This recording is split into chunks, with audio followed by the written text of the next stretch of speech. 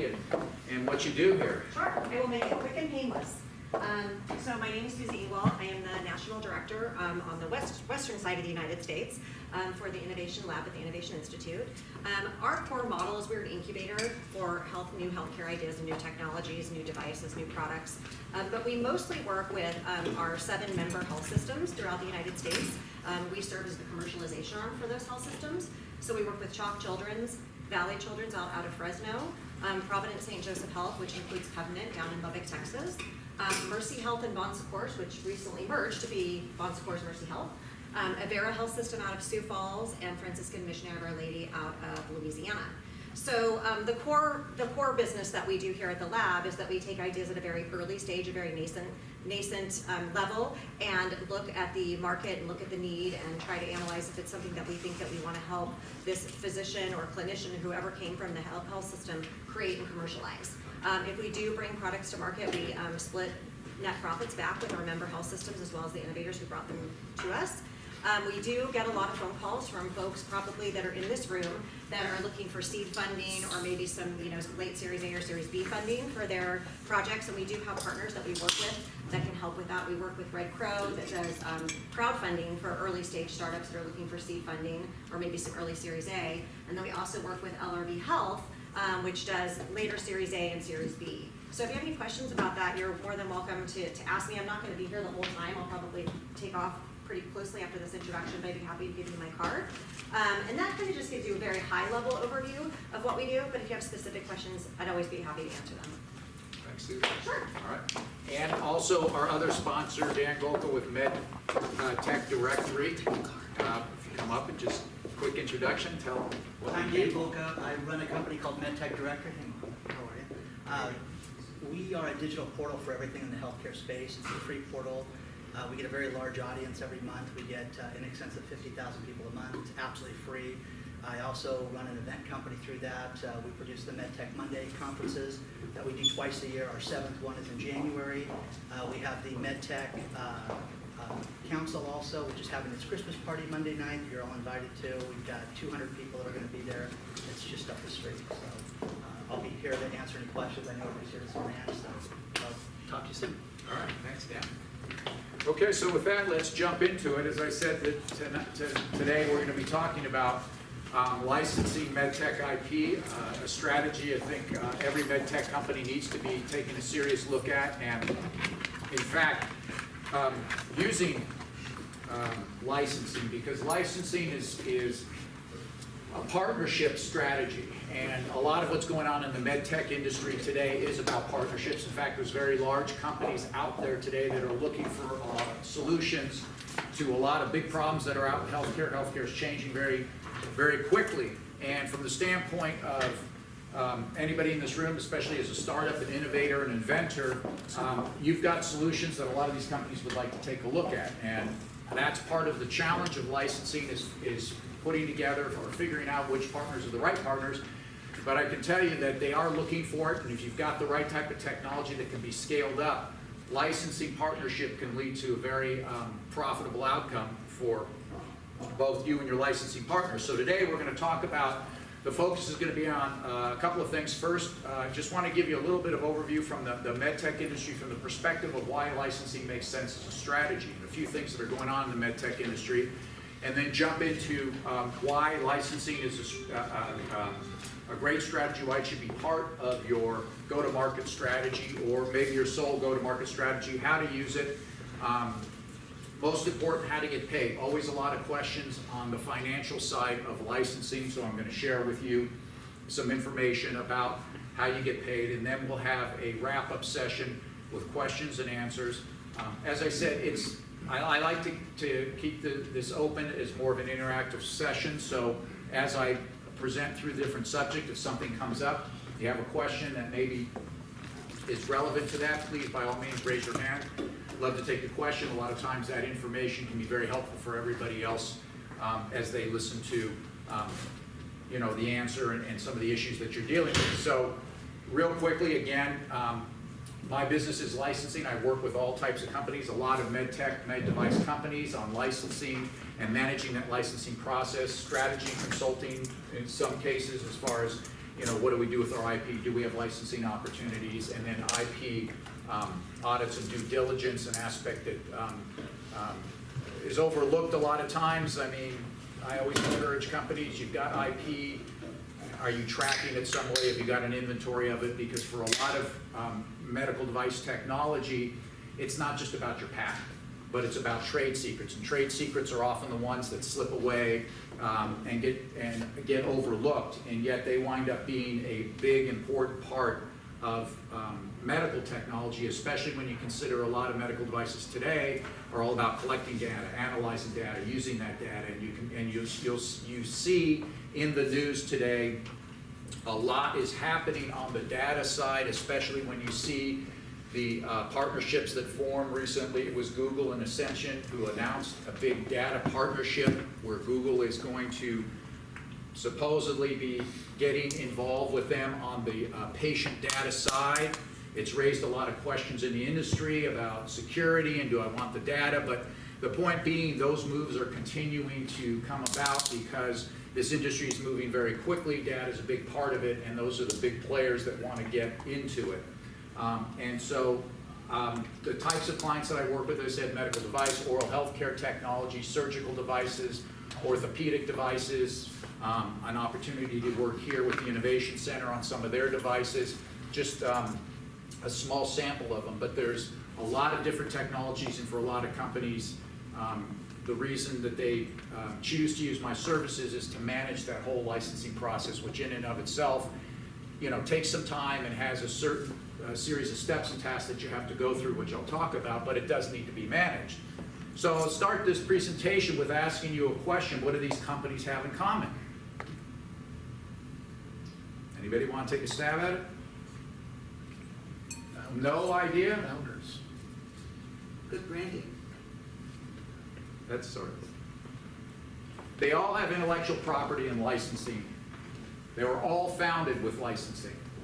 Bill Gates built his company on a licensing deal. He did not bootstrap it. He got his start by licensing his OS system to IBM, who put it in millions of computers and sent it out to the world. And he carved out rights in that licensing agreement, and those rights were for the rights to sell the software under the Windows brand. So when all those computers went out into the market and his OS system consumers became familiar with the OS system, when it was time to upgrade, guess who they went to?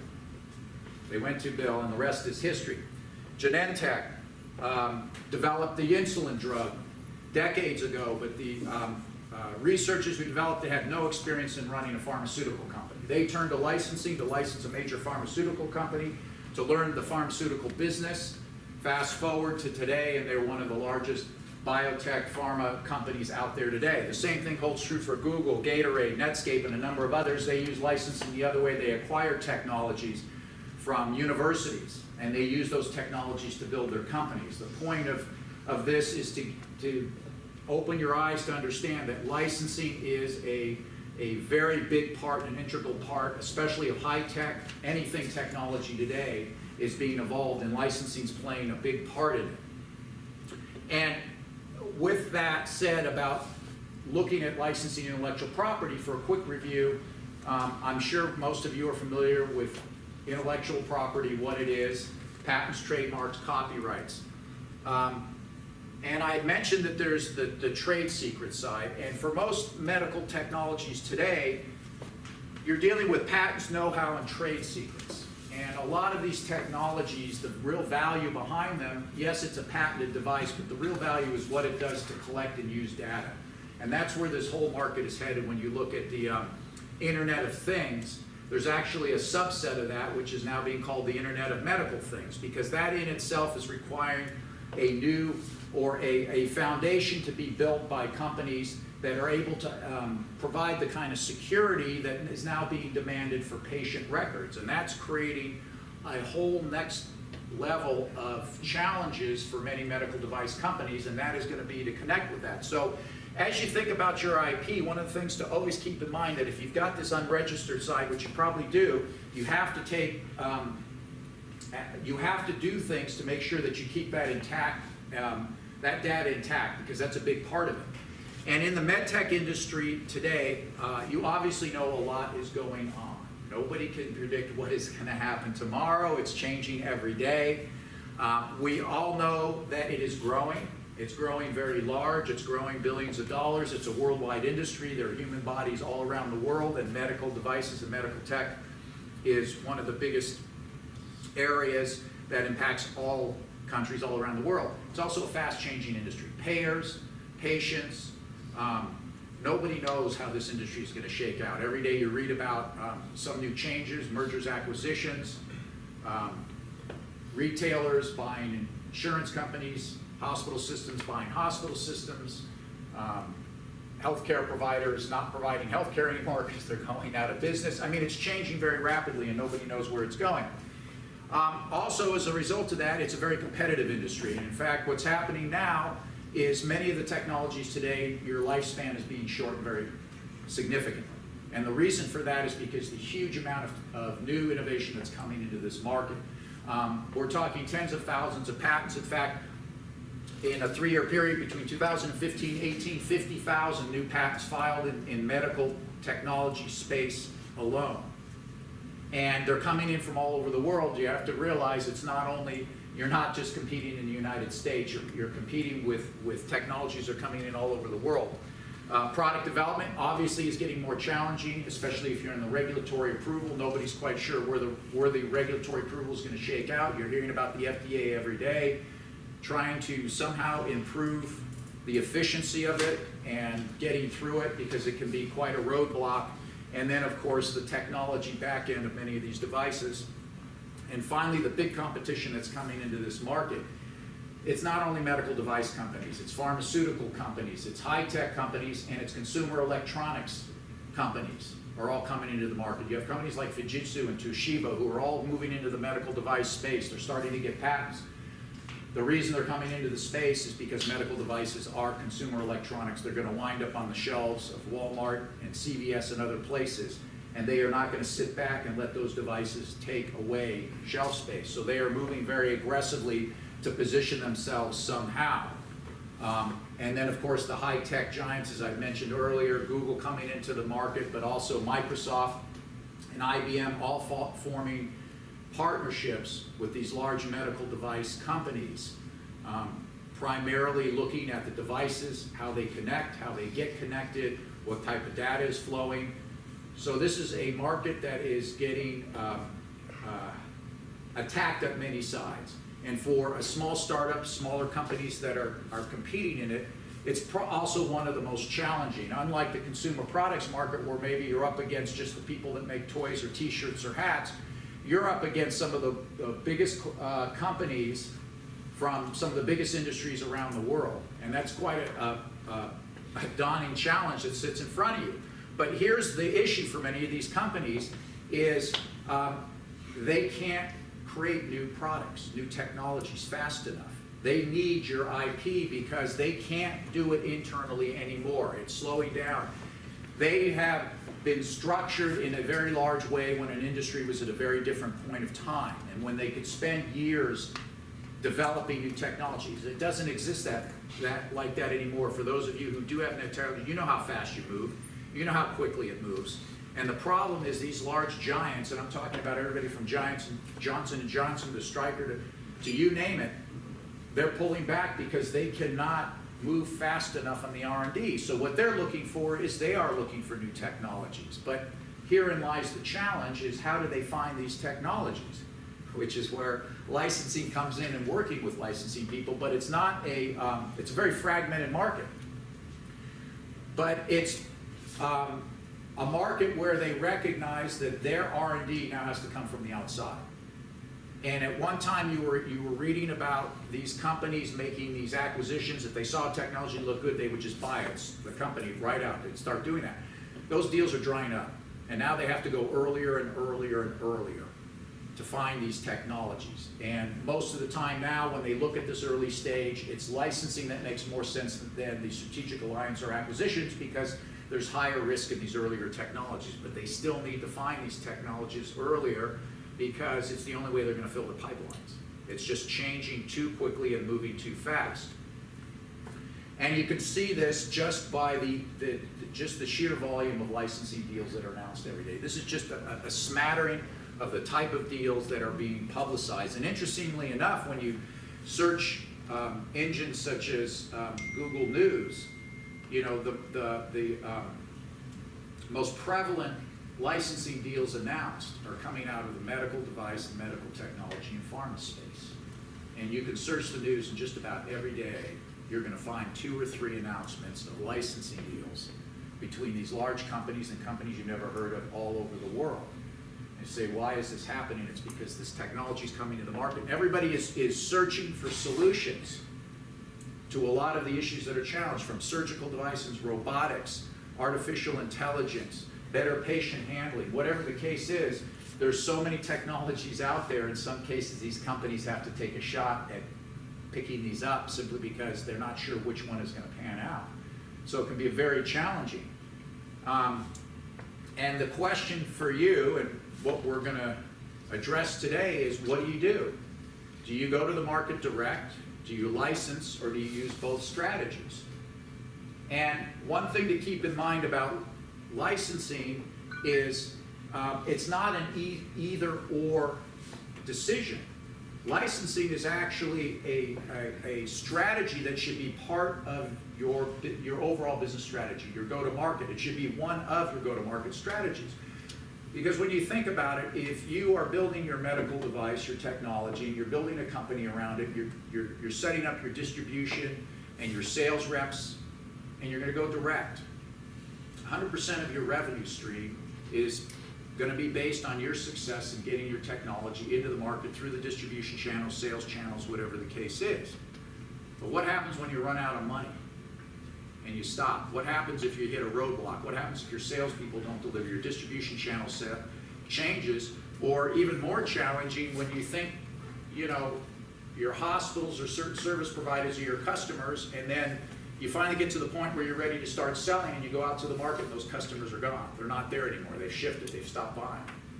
So 100% of your revenue stream is based on that model. Well, what happens if you introduced a second strategy where you use licensing to go out and address other markets that you can't get into right away? Because most of the technologies today have more than one market application. Unless it's a single product or a very specific product, oftentimes you've got other applications, maybe from the human market to the veterinarian, as an example, or small clinics versus large hospitals, or whatever the case is.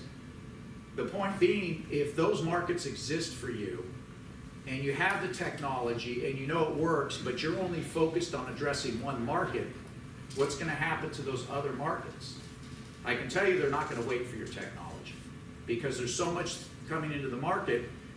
In a lot of cases, and I'm sure you've seen this, we all have the best technology in the world. We all know that it's the best, but I'm sure you've run up against situations where you look and suddenly you read about another technology similar to yours that gets adopted, brought into a system of healthcare, and suddenly they're making sales.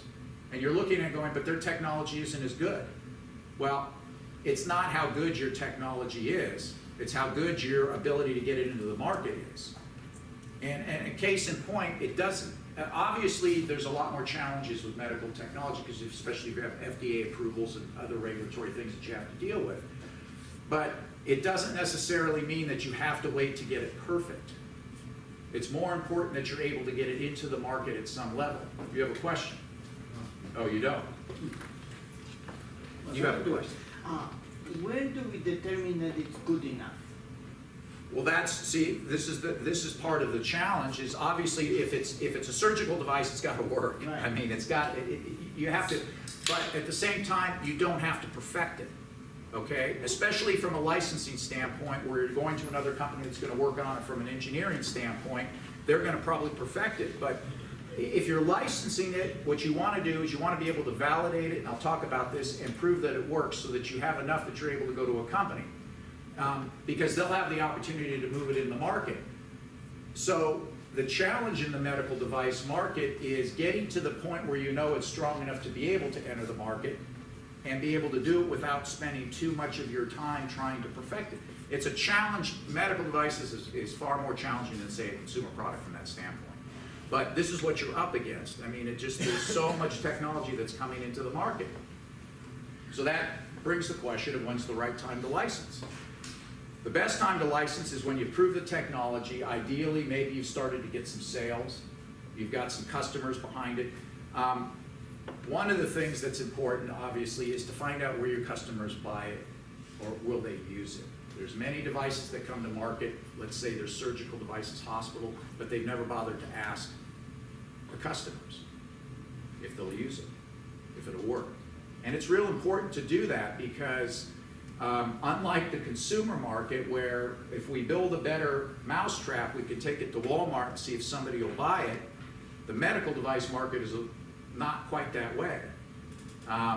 You're dealing with devices that can have a significant impact on people's lives, and whether it be medications or surgery or whatever the case is. So it's important to know that that device has some practical application or will be used. It's just, it's surprising how many devices are developed, and there's a lot of patents to show this, that really don't have a practical market application because they've never taken it to the market to find out if anybody, whatever that customer would actually be interested in using it. I had an opportunity to speak at the Society of Physician Entrepreneurs. I spoke remotely for the Boston. I don't know how many people are familiar with that organization.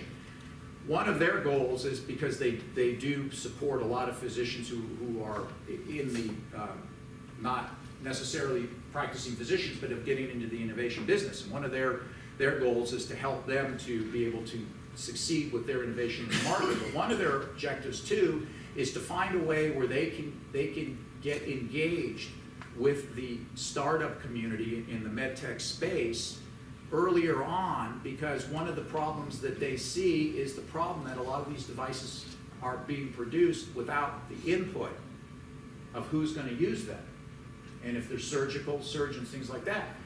And so when I spoke there, that was one of the things they wanted to talk about was, from the licensing perspective and how that can be used to bring devices to market, and how it can also be used to better engage with the end market or the target market to find out will they even use this device. So it is a problem, and it's something that you need to address, and the better that you can document it, the better you're going to stand a chance of finding a licensing partner that's going to take it on. Because really, when you talk about licensing, as when you go to the market direct, it's all about risk. Does that make sense?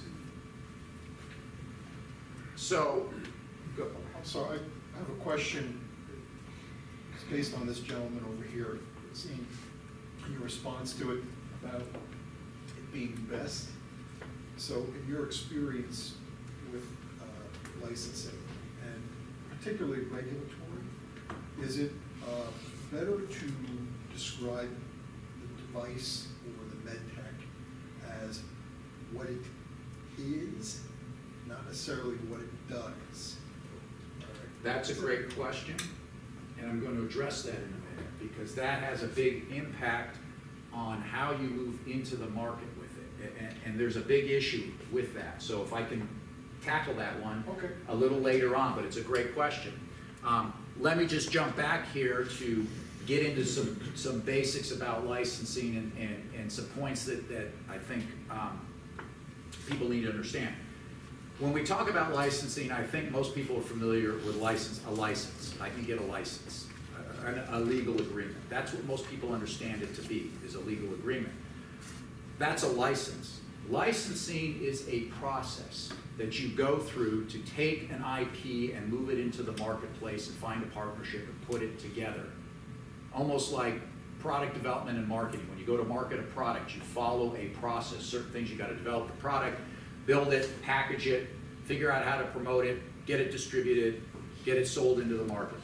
And licensing is similar to that, although what you're doing is you're doing it for an intellectual property. But there are certain steps that you need to follow to be able to do that. It's not just a question of, I've got an IP, here it is, shove it onto the market, and suddenly everybody is going to be knocking at the door. It doesn't work that way unless you have a big movie coming out, in which case everybody knows about it. And it's even more challenging in the medical device space because there's so many out there. And add to the challenge of that, where do you go to find all of these devices? How do they meet these companies? How do they know which are the right companies? How do they know the right people to talk to? These are a lot of the issues that go on. So licensing is a process, and you need to be able to understand what that process is to be able to successfully get your device out to these companies so that they can consider it and ultimately do a licensing deal with you.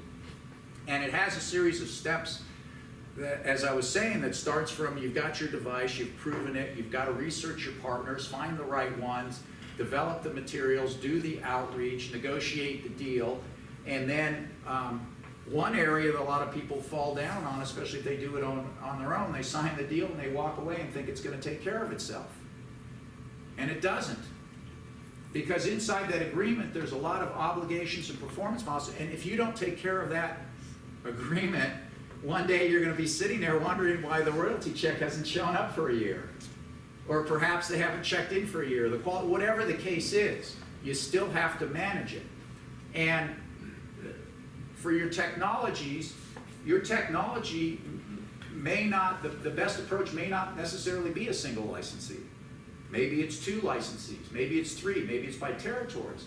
So one of the things that you have to look at is what's the best way that I can use this technology. And you know, licensing is very fluid. When I talked about it as being part of your go-to-market strategy, you can go back and forth between licensing and direct-to-market. You can carve out the rights. It's not something that's set in stone. It's not once you've licensed it, you're done, and that's it. You can't do anything with it. Now, where it becomes a problem is if you don't negotiate your deal correctly and you give away your rights, which is what I'm going to talk about. But it is something that is very fluid, very flexible, and something that the sooner you get it started, it doesn't happen overnight. Just as it could take you years to get a product to market, I can tell you it could take years to get a licensing deal too, because you have all these things going on, mainly the companies you're dealing with. And the bigger the companies, the longer it takes. I'm going to talk about that for a moment. Now, and the most important thing you can do is to validate the IP. You've got to show that it works, okay? Very challenging just to go out with a patent, a raw prototype. Again, it's a risk thing. Companies like to know that the device works, customers will buy it, customers will use it. And it's not even a case that you if you need FDA approval, it's not even a case that you necessarily have to have FDA approvals, even at the clinical level, because certainly pharmaceutical companies are known for taking licenses on drug development and taking them into clinical trial. What's more important is if the device really does work and really performs. Is there research to find it? Will the customer use it, buy it, whatever the case is? So it's very important that you need to validate your IP in some way. I get, you know, a number of calls, a number of emails about I've got a new patent, can I license this? Or I built a rough prototype. It's very challenging. It's almost impossible because there's just too much of it out there. And while patenting is good, okay, you have to do something with a patent. Patent doesn't protect you from anything if you understand how a patent works. It's called a negative right. All the patent really does, in return for the patent, you have to tell the world how to make or use or do whatever it is you've invented. And so in return for that, you get a patent for 20 years, which gives you the right to sue somebody if they use it without your permission. But the likelihood that you're going to sue a big company for using your IP is very low, considering it's going to cost millions of dollars just to get started with that. Now, that's where licensing, again, can come into a play. If you've got a technology that can be very disruptive or very successful, licensing is a way you can partner up with a big partner to handle that aspect of you know, the patent or the technology. And again, this gets into some more of the strategic aspects, but the most important thing to understand is that you need to validate that IP. And the next point, and this is the most important part, is you have to find the right partner. Okay, and that's not easy. I can tell you that's not easy. It's not always the most obvious. It's not always the market leader. In one case, I was working on, and still am working on, an oral healthcare blue light technology, which initially going around to all the major toothbrush brand companies, they said no because they're too busy protecting their brands, and ultimately wound up with a very large pharmaceutical company who decided they were going to get into the consumer oral health care business, and they liked the technology and decided that they wanted to move forward and signed an evaluation agreement and got into development. But the challenge with them is, besides the fact that what they thought took 6 months took 12 months, is they were a pharmaceutical company and they really didn't have the consumer product experience. They started down the road testing it and thinking that the toothbrush that the blue light should be integrated into a version that we told them it's not appropriate. But they insisted that they knew better. So they went around testing. Well, at the end of the second year and the final go-round of tests, when the consumers came back and said, if you're going to put this inside of a $59 disposable toothbrush, we're not interested.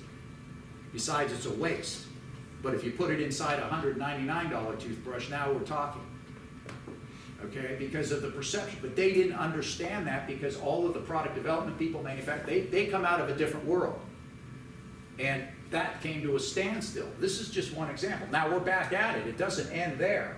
We've got 2 more companies now who originally said no to it, who are now re-engaging with us. Big brand companies. And this is another thing to understand, that the cycle for IP and licensing doesn't stop because these companies say no. Oftentimes it takes a change in the market, a change in the management. I've been out there pitching deals where a year later I get an email that says, we've had a management change. Is this IP still available for license? So you don't know. That's part of the thing that you have to understand. So it's not necessarily the market leader. It could be the second or third. And then the other thing, of course, is somebody entering the market. That's often a huge opportunity. Many companies enter the market. You say, well, how can you find the companies entering the market? Well, that takes a little homework. It takes some due diligence. Patents and patent information, for any of you who I'm sure have gone on there and spent hours sifting through the patent database, which most people don't. It's a very cumbersome, time-consuming. But what's happened is with AI and a lot of new technologies, there's companies that are coming very quickly that are these research companies and can now sift through the literally millions of bits of data and start putting together what are called patent landscapes, patent maps, and now suddenly you can get visual representations of everything that's going on in the market. You can see where they're going. They even have the ability to analyze the inventors, the assignments of this, and they can start to paint pictures of competitively where companies are going and what they're looking for. So this has started to change the dynamics of what's going on in the patent market. A lot of these companies are coming out of India. India just seems to be a hotbed for analytical companies. And so there's an opportunity to start looking in at these analysis to find companies that are suddenly popping up in places filing patents that you would never think that these companies come up. That's how I found this pharmaceutical company. It's they popped up in oral health care. What are they doing there? Okay? These are the kind of things that are happening. So when you look for a partner, it's not necessarily the most obvious partner, because sometimes if you go to the biggest partner, they're so busy protecting what they've got. They say they want IP and they want new innovation, but do they really? It's often a challenge. So that's one of the challenges with the big company, is getting in the door with them. They can be very slow. I was asked the question earlier on about, how long it takes and getting in a company and what will occur. The biggest part of the unknown in licensing is when you're reaching out to these companies, especially large companies, medical device, is when you're going to get a response from them. Because you can go deep inside these companies, you can talk to these companies, you don't know when it's going to happen. Sometimes it slows down, sometimes it's right away. And even in many of the companies they approach, many of them don't even have a formalized intake process for outside IP. They say, oh, go talk to the IP attorney. Well, you don't talk to the IP attorney because the IP attorney is there to protect their IP. They don't do inbound. And then they have people with titles like VP outside innovation, and you contact the outside innovation. They don't have a process for dealing with really outside innovation. They don't know what to do with this IP. And I've had experiences where I've had the CFO respond to say, sure, talk to so-and-so. Because inside these companies, they're very siloed. They don't talk to each other. I could talk to Medtronic on the surgical device side, and then if I have an orthopedic device, I get to go start over because the surgical people don't talk to the orthopedic people. It just doesn't happen. And they don't have a central person there. Now, some of the companies say they do, and I don't know if you've ever been to some of these portals that they set up. They set up portals, and then they have all these these technologies they're looking for. And they give you a description of what we're looking for, and they say, if you need it, fill out this application, tell us what you've got, tell us your patent, submit your patent, push it through to this portal. And I've worked with some of those before. Well, let me ask you this. When you're out there and you're asking for all these technologies to come in the door, do you think one person is going to be able to understand every technology that comes through that portal? Absolutely not. It's a black hole. Can you imagine when they put out these things, how many responses they get from people that own patents, maybe whatever stage they're in, they all think they're going to get it. They come pouring through. The standard response most of the time is, well, we've evaluated it, but we can't use it. Well, they haven't really evaluated, because unless they have a bank of scientists and engineers behind the back end of it who are going to read through all these to really understand what's going on, they're not going to know. So this is a very inefficient system that isn't really leading to any practical outcome. The only way that it can really be done is to be able to get inside and start a dialogue with the company, with the appropriate person inside who can understand it and make a decision. So how do you do that? And this goes to the question that you asked earlier. Well, the first way you do that is you don't tell stories. You don't come in there and start dumping on them with all your technology background, the history of it, how you developed, how you did it. They don't want to know that. They're going to turn a deaf ear to that. Okay? They don't want to know how long it took you, the fact that you're research scientist, you've done this, you've done that. That's not what they're interested in. They have problems. They have problems. They have customers with problems. They need solutions. What they want to hear from you is that I've got a technology that's going to solve this problem. And this is how it solves that problem. And they want to hear about it in about 50 words. That's how long they're going to have to spend on it, because they get bombarded. So you have to be able to communicate them very quickly, which is why you have to take your technology, which is how I work with clients, and say, you've got this big, huge technology. How am I going to shrink it down to 50 words to get it to communicate to a person? Well, there's certain things that your technology will do. So what problem does it solve? How it works? Why it's better, faster, and cheaper? And does it increase revenues, lower costs, or reduce liability? Or all of the above? Okay? It's from the business perspective that you have to address these companies, because that's the first person you're going to run into, is the business person.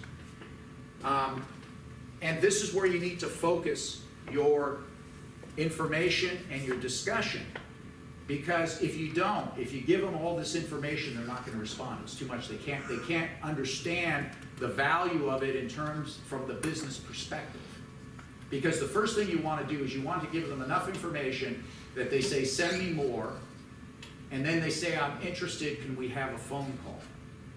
Then on the phone call, they'll say, well, we're going to bring our R&D team, our engineers. Great, bring them on, then you can start talking the technology. But before that, you don't want it. Now, the other reason that you want to just focus on this side, this is going to be predominantly non-proprietary information. You're just telling them what the results. I mean, you could tell them it's a patented medical device that, improves patient outcomes for this, that, or the other thing.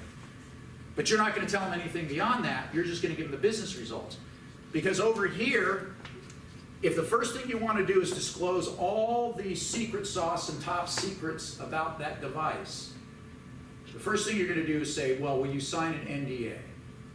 And an NDA leads to no discussion anymore for most companies. You never hear back. You say, why not? Because they don't even know what you have, number one. And number two, they just can't go around signing NDAs with everybody that shows up at the door claiming to have a unique technology. So when you send a company an NDA right up front, most of the time they're just going to back away, because it's not even worth them taking the time to go to the legal department and ask them to review this.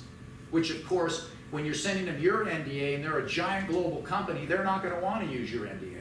They're going to want to use theirs, but they're not going to take the time and the energy and the money to get it, so they're just going to pass. And this is an area where a lot of companies fall down.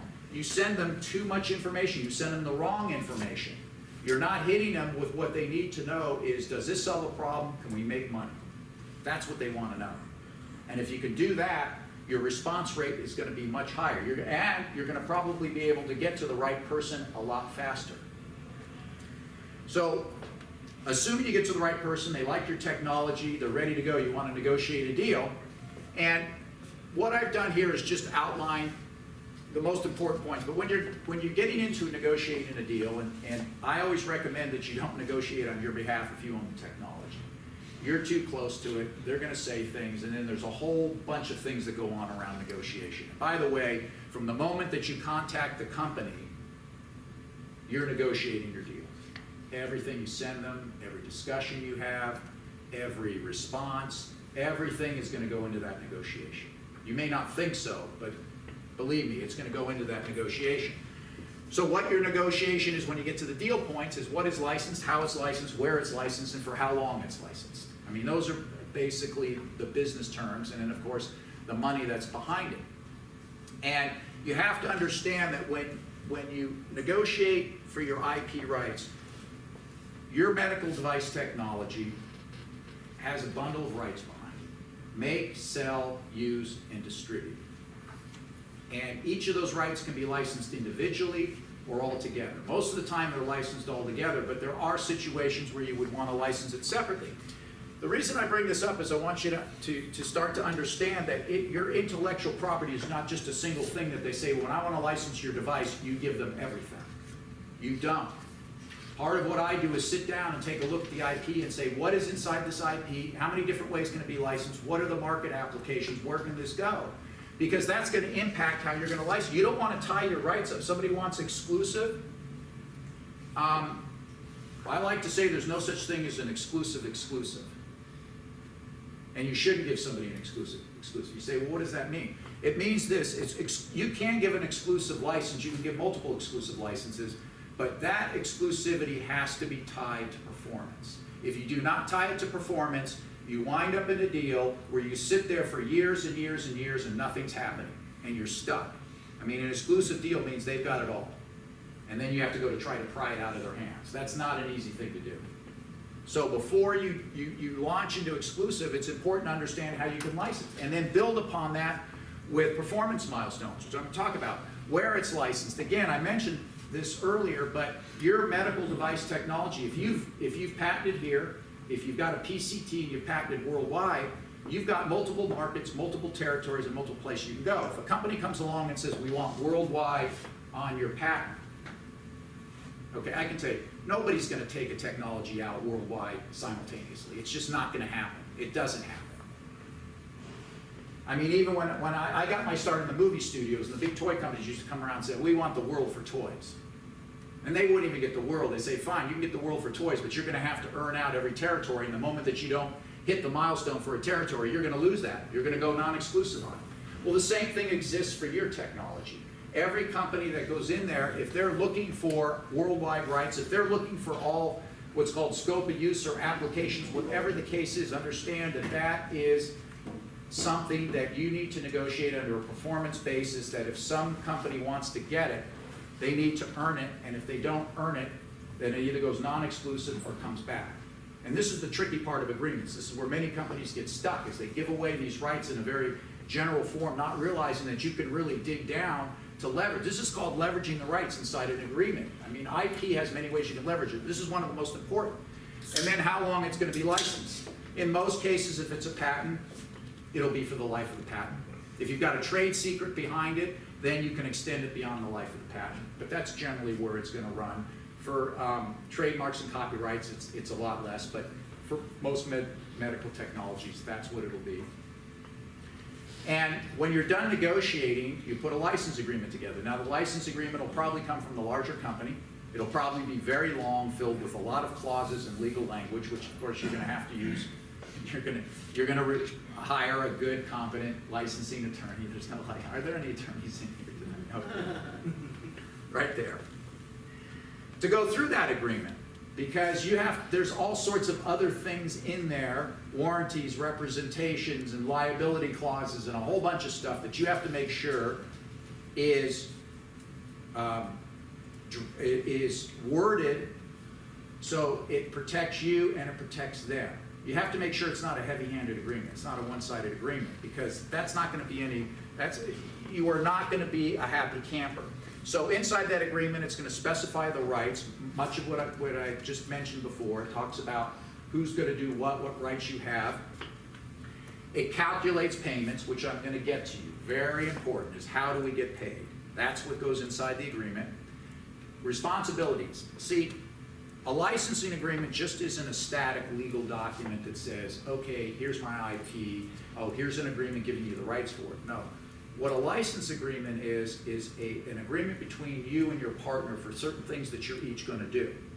Okay, and it documents what you agree to do. To a certain extent, a well-done license agreement is like a marketing document. It says you're going to handle the development, you're going to go to market by this date, you're going to reach this territory by this date, you're going to pay royalties, you're going to do certain things, and I'm going to do certain things. And when you don't do those things, then you either fix them or you're going to lose the rights to do them. And that's part of what a license agreement is, for the responsibilities. A well-drafted licensing agreement is also designed to outlive you and me in the event we go away, that the deal can continue on. I like to use the movie studios as a good example, because movie studios are notorious for changing everything. And I had many situations where you get a license agreement and they decide to wipe out the whole licensing department, bring in a whole new crew, and the whole new crew wants to start all over. It could be entertained, but the same thing holds true for marketing in many departments. New people come in and they want to do their new thing.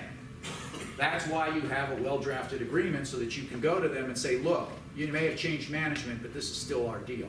Because if you don't have it, somebody new comes in, then it leads to a problem. And then finally, how it ends. Very important. How does this deal end? Hopefully amicably. Most of them do. But there are times that if they don't deliver, then you've got to end the deal. And inside these deals, there's something called termination clauses. And termination clauses don't always mean the end of a deal. There's a lot of things they can terminate. They can terminate their exclusivity, their rights to territories. There's a lot of ways they can do. But it also says, okay, this deal is going to wrap up by this date. This deal is going to wrap up if you don't do this, or it's going to expire on this date, whatever the case is. So this is what's inside of an agreement, and hopefully it's drafted and crafted in such a way that it reflects everything that you discussed in the negotiation process. Because at the end of the day, the three keys to a successful agreement is the number one most important key is your partner. If you have a lousy partner, you're going to have a lousy deal. If you can't get along, if you feel like they're taking advantage of you, if you're uncomfortable, if they make you feel uncomfortable, it's just not going to work, especially if you sign that deal. Now you're stuck with them. The second thing, and I've said this before, and I emphasize it, performance, milestones, benchmarks, payments, dated, specific. This is how you keep track. This is how you make sure your deal stays on track. This is how you make sure everybody does everything. I've seen too many deals where it's been very open-ended. We're going to get it to market with best efforts. When you see best efforts, just the hair on the back of your head better stand up, because that's just an invitation for disaster. What is best efforts?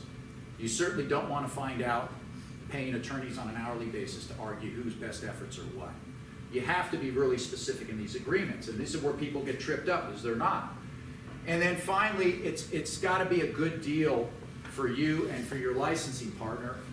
There's nothing worse than getting stuck in a bad deal. It's just, I've spoken to a number of companies that have contacted me. They're stuck in a bad licensing deal. They want to get out, or they want to try to license it. I'm not an attorney. I can't help them get out of a bad deal. In many cases, they would have to wait years just to wait till the licensee either doesn't perform or the deal expires. And that could be the difference between making money and winding up with a worthless IP, especially if it's just languishing in the market. And that's why you don't want to do it. That's why it's so important to make sure that you're very specific on the terms in the contracts done right. And then finally, what we all want to know is the money. How do I get paid? And especially in the medical device market, it's really, it comes down to a question of how close to the market is it ready to go? Is it on the market? If it's ready to go, it's got big markets, you're going to get high royalties. If it's unknown, small market, still needs development, you're going to get low royalties. And it comes down to a question of risk. So I was telling you a raw idea. Well, raw ideas basically got no value. A patent has very limited value. I mean, if you've got a patent, maybe you might be able to get a license. You're not going to get much for it. But you can see as you go down the list, what happens is the more you can do to develop your medtech IP and push it into the market. Now, I'm not saying you have to have tens of millions of sales or even millions of sales, but the more you can push it into the market, what you're doing is you're lowering risk. It's much like investors. Investors always like to ask the startups, how are you mitigating risk? What can you guarantee me? Everybody dislikes risk. Well, the same thing holds true with licensing. The further along the development line you go, the lower the risk and the higher your royalty rate is going to be, simply because there's less risk. And what royalty rate you ultimately come out is really a negotiation. This is just one example of what could occur. It won't necessarily occur, but obviously the deeper you are, the longer you're onto the market, the more sales you have, the higher your royalty rate is going to be. So in getting paid, this is just some research data on licensing deals in the medical device and the med tech space. In answer to the question of what kind of royalty could I expect to see, the bulk of the royalty rates, average royalty rates, are around 7% or less for medical devices. And the idea of an upfront fee, the question always comes up, can I get something up front? That really depends on the IP, it really depends on where it's at. This just gives you an idea of some of the upfront fees that are paid on these deals. Again, it's very challenging to find a lot of data on licensing deals because most of them are not publicized. You really have to dig deep. There are some companies that do it. But you find here that the bulk of upfront fees, if any, are paid are somewhere between $50,000 and $500,000. You're not going to find too many deals that get into the millions, maybe a few drug deals, things like that. But for many devices, this is where they're going to fall, probably in the 5 to 7% range. So what would that look like on a contract? It could possibly be an upfront fee of 25 to 50. Then you've got milestone payments. And this, again, I've mentioned milestones. Part of the milestones are as you license an IP, a company makes a commitment to you, guarantees certain payments over that contract. These are called milestones. They could be tied to payments. Maybe it has a royalty rate of 0.5 to 7%. And then sometimes in your contract you have minimum annual guarantees. An annual guarantee means I guarantee to pay you $1 million regardless of how much I sell. Sometimes you can get that.